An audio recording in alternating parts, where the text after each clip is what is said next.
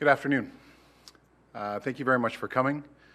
I'm here today to provide an update into a homicide investigation which occurred on February the 5th, 2025 in the area of Sherbourne Street and Queen Street East in the City of Toronto.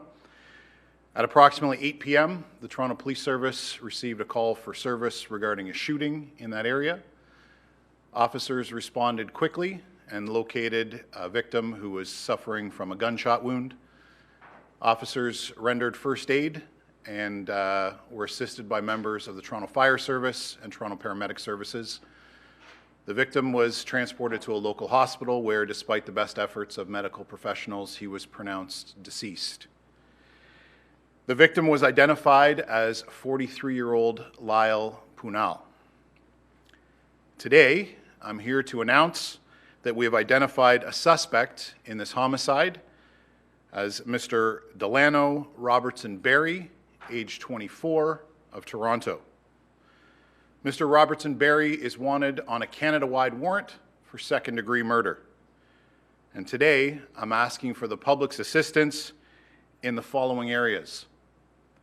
If you were in the area of the shooting at the time, if you saw anything, if you heard anything, if you have any video of the incident, I'm encouraging you to contact the police. If you know the whereabouts of Mr. Robertson-Berry, I'm instructing you to not approach Mr. Robertson-Berry. He should be considered armed and dangerous. I would encourage you to contact 911 or your local police service or Crime Stoppers. I also want to make it clear that if you know the whereabouts of Mr. Robertson-Berry and you are providing him with assistance in evading capture, I would caution you against that. There are, of course, criminal charges associated with that. Finally, Mr. Robertson-Berry, if you're watching, I'm going to encourage you to seek the advice of legal counsel and contact the police and surrender.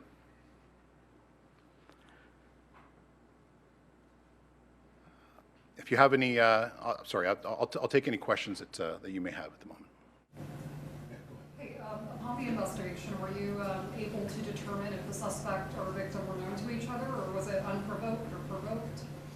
I'm not able to speak about provocation. What I can say is that at this point, I have no evidence to suggest that there was a pre-existing relationship, but I'll reiterate one of my earlier comments that we are looking for the assistance of the public. This is an active, ongoing investigation. If somebody knows something that they believe may be relevant, I'm certainly happy to hear from them. So would you say that there's a threat to public safety? No, I would say that at this point there's no threat to public safety.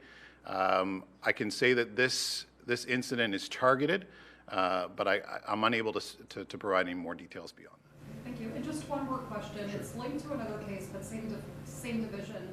But are you able to comment on the charges being laid in the case of a bystander who was shot by an undercover cop in the Victoria alleyway? No, We covered it. Oh, I'm sorry. I'm not able to provide you any information on anything other than the homicide investigation. Any other questions? Is the victim known to police?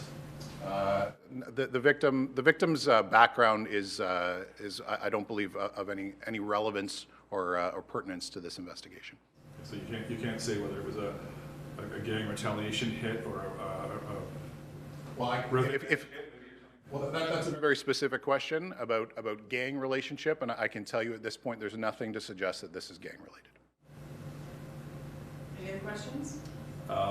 Is there any sort of video surveillance that indicates that this may have been some kind of a small altercation, like a road rage incident that escalated? Can you speak to that?